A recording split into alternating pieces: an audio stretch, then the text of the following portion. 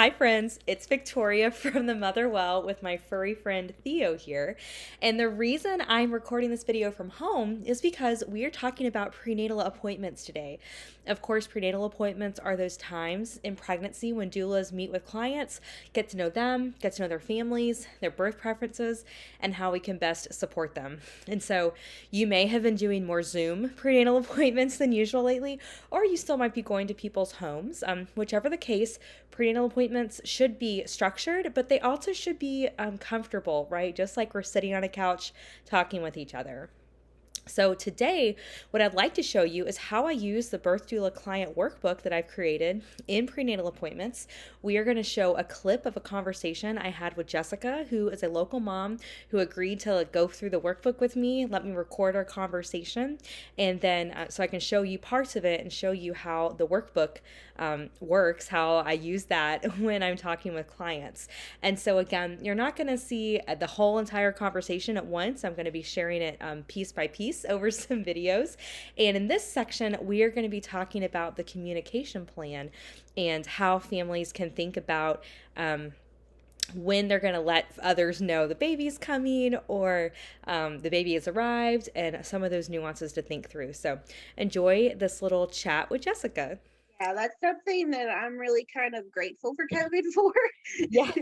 because it's not going to allow anybody to congregate in the waiting room. And Yes.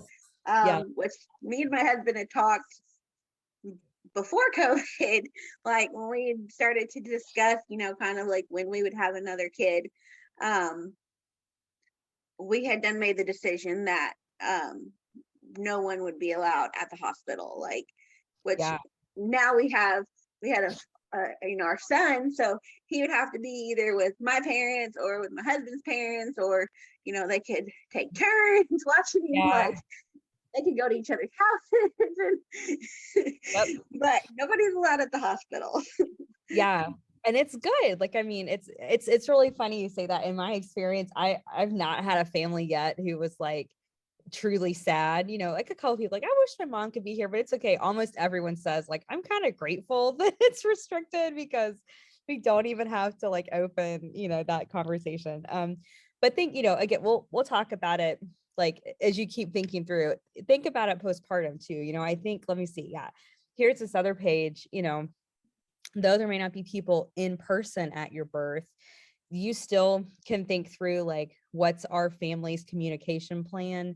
Are we going to let people know they're in labor? Obviously, if you have like a child or pets to care give for, someone's going to know you're in labor because they need to be taken care of. But like, this is a good time to think through like who's in my space, either physically or like virtually. And what are our boundaries and can we stick to them, right? So that's only a question you and your husband can answer. But those are just some prompts of like, are we giving updates? Are we not? Are we telling the family like, hey, the person who's watching our son will know, no one else. Y'all can talk amongst yourselves. No one message us. We're not going to be responding.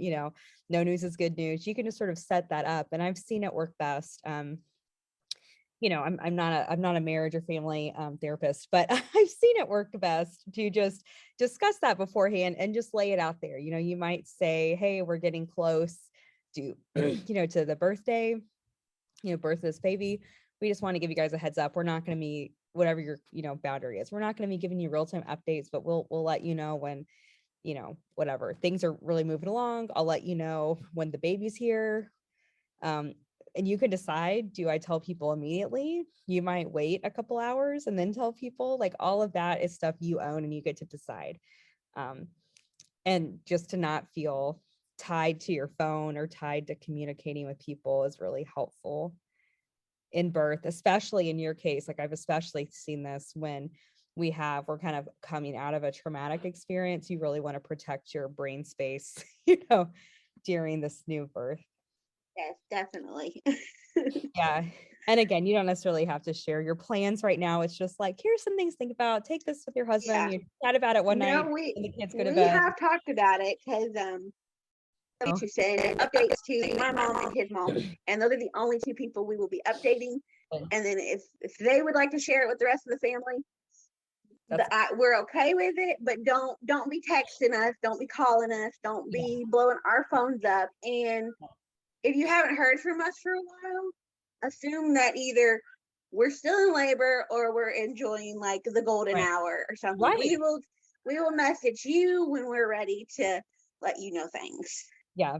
I think that's awesome. And for you too, like it's good for you guys to know that and just like go ahead and give yourself permission to stick to that. Very often in labor, um, I've seen people like have that plan, but then sometimes it might be like, well, Uncle John's blowing on my phone. Let me just respond to him. So he won't keep texting. Everyone will keep texting. You just have to, use that do not disturb feature of your phone, turn your phone off, do whatever you need to do.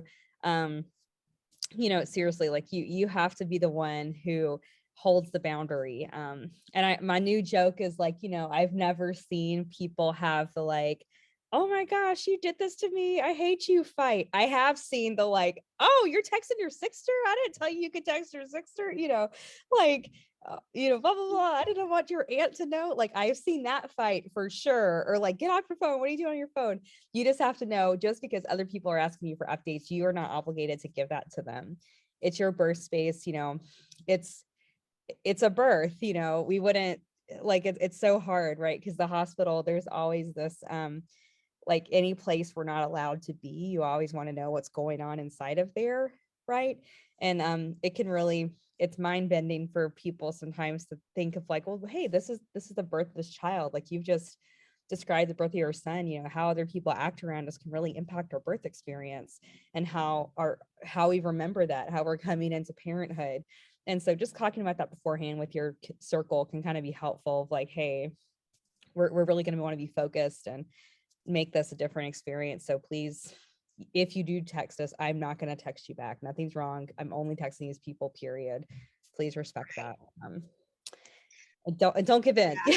You Yeah, we're can't text. definitely gonna have to, because my family especially are Yeah, they can be a handful at times. yeah, So funny. I totally get, and it's exciting, right? Like I don't fault anybody for wanting updates. Like everyone loves a cute squishy baby, but it's sort of like just helping people remember we're not just here for the baby. It's here for my husband and I.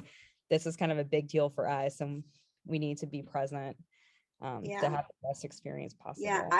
I seen a video of some girl who sent an email, and I'm like, that might be a good Oh, idea. that's smart. Yeah. Because you get to include everybody at the same time instead of like typing out a text and sending like a group text or Oh, phone yeah. calls. And I'm like, I might do Well, that because we. what would you have added to our conversation?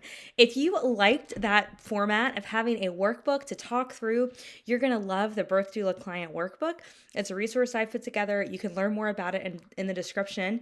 If you have questions or comments or things you would like to add, please leave a comment. I absolutely love that. Like and subscribe, all that good stuff. And if you noticed us talking and there were things you wanted to change, again, this Birth Doula Client Workbook, it's a template I've created. So you can purchase this workbook for yourself to just use as is, or you're going to also get the Canva template so you can change, make your own modifications. I know every doula has their own style, so this template really just is a solid launch pad for you to go off and create your own if that's something you desire too. So thanks again for watching this video. Hope it was helpful for you, and we'll catch you in the next one. Bye.